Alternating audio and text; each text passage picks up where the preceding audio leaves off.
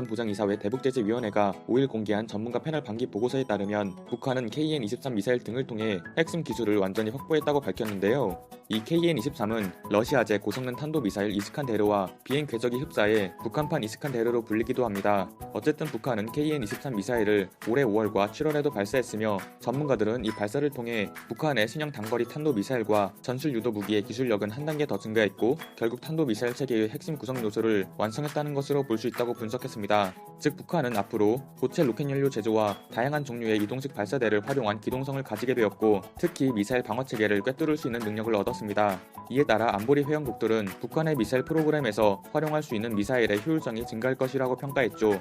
또한 북한은 탄도미사일 기술을 개발함에 있어 독자적으로 해냈기 때문에 대륙간 탄도미사일인 ICBM을 개발할 때도 지금까지 개발한 경험이 도움이 될 것이라고 보고 있습니다. 이렇게 북한이 실제로 1만 km급 ICBM까지 개발을 성공하게 되면 미국도 타격할 수 있는 미사일을 10여 분 안에 발사할 수 있기 때문에 미국에겐 큰 위협으로 다가오게 됩니다. 실제로 북한은 북부 국경지역 노동 미사일 기지에 사거리 2,500km인 북극성 2형인 KN-15를 배치했죠. 따라서 사실상 1,000km 남짓한 북한과 일본 사이의 거리로 따져봤을 때 북한은 이미 일본의 본토를 타격할 수 있는 능력은 확보했고 미국까지의 거리도 점차 야금야금 줄이고 있습니다. 하지만 트럼프 대통령은 북한의 미사일 발사를 두고 모든 나라들이 하는 것이라며 북한을 감싸고 있는 뉘앙스를 풍기고 있습니다. 역대 미국 대통령 가운데 북한의 미사일을 통상적인 시험 발사라고 표현한 것은 트럼프 대통령이 처음이긴 합니다. 어쨌든 이러한 미국의 입장은 아베 총리와의 입장과도 정반대의 모습인데요. G7 정상회담에서 트럼프 대통령은 북한의 미사일은 합의를 어긴 것이 아니라고 밝혔지만 아베 총리는 UN 안보리 결의안을 위반한 것이라고 밝혔습니다. 따라서 일본 입장에서는 자국의 본토를 타격할 수 있는 미사일이 북한에게 있지만 일본은 평화헌법 때문에 선제 타격할 수도 없고 미국은 일본을 두둔하지도 않는 상황인 것입니다. 결국 일본이 북한의 미사일에 대항할 수 있는 유일한 방법은 북한의 미사일을 발사할 때 무조건 탐지해야 하는 것이죠. 하지만 일본 정부는 올해 5월 이후 북한이 발사한 단거리 탄도미사일의 궤도를 2차례 이상 탐지하지 못했다고 교도통신이 보도했는데요. 특히 일본 정부가 탐지하지 못했던 미사일 중에는 앞서 말한 KN-23이 포함되어 있습니다. 지금까지 북한이 발사한 KN-23의 사거리를 보면 600km가 넘는 것도 있었기 때문에 일본의 이와쿠니 비행장을 타격할 수도 있습니다. 또한 교도통신은 미사일 탐지는 발사 지점까지의 거리에 영향을 받기 때문에 한국 쪽에서 포착하기 쉬우며 한국군은 북한 미사일 탐지에 성공한 것으로 보인다고 전했습니다. 이에 따라 일본 정부 관계자는 일본이 북한 미사일 조기 탐지에 실패할 경우 요격이 어렵고 미사일이 땅에 떨어지기 전에 피난 경보를 발령하거나 피해를 막는 대응을 하는 것도 늦어지게 된다며 우려를 내비쳤는데요. 즉 일본은 북한의 미사일을 탐지하기 위해서 한국군의 탐지 기술과 그와 관련된 정보가 필요하다는 것입니다. 실제로 일본 자위대 내에서도 한국의 정보력이 필요하다며 지소미아 유지에 대한 필요성을 주장하는 의견도 있습니다. 대표적으로 고다 유지 전 해상자위대 함대 사령관은 미사일 발사 장소를 사전에 알면 탐지하기 쉽고 한국은 북한에 대한 감청 등의 수단으로 미사일 발사 장소나 시간을 특정할 수 있기 때문에 지소미아의 유지 필요성을 강조했죠. 하지만 일본의 수출 규제로 만들어낸 지소미아 종료로 인해 일본은 결국 한국의 정보력이란 그늘이 사라지게 되었고 일본의 안전 보장에 구멍이 뚫린 셈입니다. 즉 일본은 괜히 한국에 경제 공격을 내서 북한에게 뺨맞는 자업자득이란 결과를 얻게 된 것이죠. 일본 언론사들도 지소미아 종료로 앞으로 일본 정부의 북한 미사일 대응에 있어 적지 않은 어려움을 겪을 것으로 예상하고 있습니다. 추가적으로 이 소식에 대한 일본 네티즌들의 의견 10대 개 정도 종합해보았는데요. 그 내용은 다음과 같습니다. 일본 정부는 미사일을 추적하기보다 발사 시설을 파괴하는 것을 생각해라. 한국 왠지 북한 동포의 활약에 기뻐할 것 같다. 지소미아는 현 시점에서 유효하다. 11월에 지소미아가 종료되는 거라고 지금은 괜찮다니 11월이 되면 일본은 어쩌려고 그러는 건데? 군사를 경제 문제에 관련시킨 이상 한국 경제에 큰 부메랑이 온다고 생각한다. 방위를 너무 한국 정부에 의존한 것을 반성한다. 그래서 오히려 지소미아는 필요하지 않다. 미국이 있으니까 상관없다. 북한 미사일은 서울까지밖에 닿지 않나? 그런 미사일 정보엔 흥미를 갖지 않아도 된다고 생각한다. 이게 진짜라면 일본은 나름대로의 대응을 시급히 취해야 한다. 현재 일본은 위험하다. 미사일이 고도화됐을 경우 한국의 협조가 없으면 일본을 방어할 수 없다는 것이 판명되었다. 신뢰할 수 없는 나라로부터의 정보는 필요 없다. 곤란한 것은 일본이 아니다. 일본에서 주는 정보가 아깝다. 발사 움직임 등의 탐지는 지리적으로 한국이 파악하기 쉽다. 어쨌든 미사일 방어에 있어서는 조금이라도 정보가 많은 편이 좋을 것이다. 한국의 의지해서는 안 된다. 미일만으로 미사일 방어망을 구축해야 한다. 앞으로 일본은 감시 위성을 더 쏘아 올려서 정확하게 파악할 수 있어야 한다. 한국이 북한과 짜고 치는 거 아니야? 여기까지 일본 네티즌들의 반응이었습니다. 감지하지 못해왔다는 소식을 전해드리겠습니다. 22일 밤늦게 일본은 자위대 관계자에 의해 북한이 5월 이후 발사한 단거리 미사일들을 여러 차례 감지하지 못한 사실이 밝혀지면서 일본 언론이 발칵 뒤집어졌습니다. 23일 새벽 일본 교도통신 등의 보도에 따르면 지난 5월 이후 북한이 발사한 불규칙한 궤도를 지닌 신형 미사일이 일본의 탐지망에 수차례나 걸리지 않은 것으로 일본 관계자에 의해 드러났습니다. 한국군은 북한이 발사한 모든 신형 미사일을 탐지에 성공한 것도 같이 밝혀졌는데요.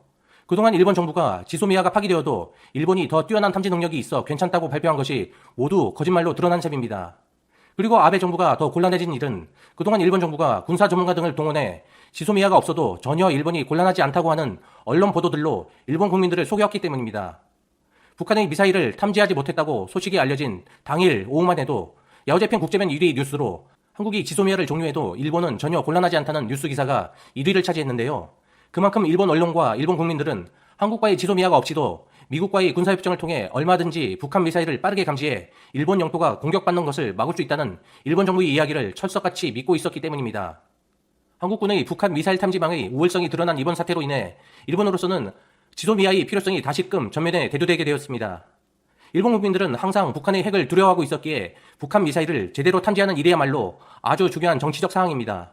결국 아베 일본 정부는 언론 등을 통해 일본 국민들에게 거짓말을 해온 것이 탄로나게 되었습니다. 보통 새벽에 올라오는 일본의 언론 기사는 댓글들이 잘 달리지 않는데 이번 북한 미사일을 감지하지 못했었다는 기사에는 즉각적으로 우익 댓글 부대가 동원되어 다음과 같은 아베 정부 쉴드 댓글을 달고 있었습니다. 지구는 둥글기 때문에 당연히 일본은 탐지할 수 없다. 지금은 전시가 아니라서 탐지 경계에 구멍이 있는 것이야. 낮은 고도로 멀리 날릴 수 있다니 기술의 진보가 두드러지네. 중러 북한 위협에 천 일본인데 헌법 개헌 반대나 하고 있다니. 전수 방어에는 한계가 있다. 쏘지 않게 하기 위해 공격 능력을 가지는 것을 논의할 때라고 생각한다. 한국의 낮은 능력상 지소미아는 필요하다고 생각하겠지만 한국은 눈앞을 나는 미사일이기에 탐지의 의미가 전혀 다르다. 우익 일본인들의 댓글을 보면 그동안 정보력이 뛰어난 미국이 일본과 더 친하고 한국 대공 탐지망은 일본보다 떨어지기에 지소미아 종료는 잘한 것이다 라고 했던 말은 아무도 하고 있지 않습니다. 그들은 그저 이 악재를 핑계로 일본이 먼저 타국을 공격할 수 있는 나라로 헌법을 바꿔야 한다는 댓글로 일반적인 일본인들을 현혹하고 있는 것입니다. 결국 일본은 겉으로는 지소미아는 필요 없다라고 하고 있었지만 한국의 방공탐지망이 절실하게 필요하게 된 상황입니다. 현재 지소미아는 연장이 종료된 것이지 파기된 것이 아니기에 완전 종료되는 12월 전에 일본은 어떤 핑계를 대고라도 지소미아 연장을 위한 협상 테이블에 앉게 될 것입니다. 한국 무역 제재로 몇 달 안에 한국을 굴복시킨다는 것도 지소미아가 필요 없다는 것도 모두 수포로 돌아간 일본입니다. 우리는 과거 우리를 짓밟은 것도 모자라 우리를 여전히 깔보고 있던 일본이라는 낡은 거함을 침몰시키기 일보 직전에 와 있습니다. 이럴 때일수록 일본 제품 불매와 낮은 고도 60km 이하로 비행한 데다 저고도와 변칙적인 궤도로 인해 일본은 이를 포착하지 못했다고 했습니다. 반면 한국군은 이들 미사일 탐지에 성공했습니다. 이제 와서 일본은 한국과의 지소미아의 필요성에 대해 다시 인식하고 있는 듯 보이고 있습니다. 오래전부터 일본은 지진과 쓰나미뿐만 아니라 북한의 미사일에 대한 두려움을 가지고 있었습니다. 2017년 8월 북한의 미사일은 일본 홋카이도 상공을 넘어 태평양으로 떨어졌습니다. 일본 국내 각지에서는 비상경보가 울렸고 도쿄역에서는 신칸센 열차가 일시 중단되고 대합실이나 차량 안으로 대피하라는 방송이 울려 퍼졌습니다. 도쿄 수도권의 일부 철도에서는 일시적으로 운행이 중단됐고 일부 지역에는 방제행정 무선이 자동으로 작동하지 않았습니다.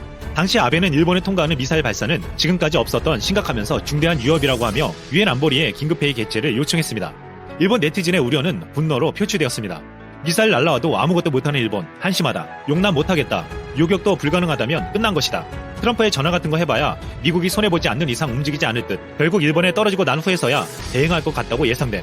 모두가 북한이 자신의 영토 위로 미사일을 쏘는데 아무것도 못하는 일본 아베 정권의 무능력을 비판했습니다. 동일본 대지진 이후 정말로 많은 일본인들이 일본을 떠났습니다. 2010년 동일본 대지진이 일어나기 전과 2017년을 비교했을 때 해에서 영주권을 취득한 일본인이 44%나 증가했습니다. 일본인들에게는 지진과 쓰나미뿐만 아니라 북한의 미사일 위협은 더 이상 일본에 살 이유를 사라지게 만들었습니다. 일본의 억만장자라 불리는 슈퍼리치들은 일찌감치 해외로 이주했습니다. 광학 렌즈로 유명한 호야의 최고 경영자 스즈키 히로시는 올해 초 싱가포르로 이주해 이사회가 있는 날에만 일본에 귀국하고 있습니다. 일본 최대 교육기업인 베네스홀딩스의 회장인 후쿠다케 소이치로는 뉴질랜드로 이주했고 유니클로의 회장은 싱가포르로 거처를 옮겼습니다. 일본의 아베 정부를 믿지 못하는 일본의 부자들은 자산을 해외로 빼돌렸습니다. 일본은 북한에 대한 위협뿐만 아니라 지진에 대한 불안과 제로에 가까운 은행 금리 등은 일찌감치 해외로 눈을 돌리게 만든 것입니다.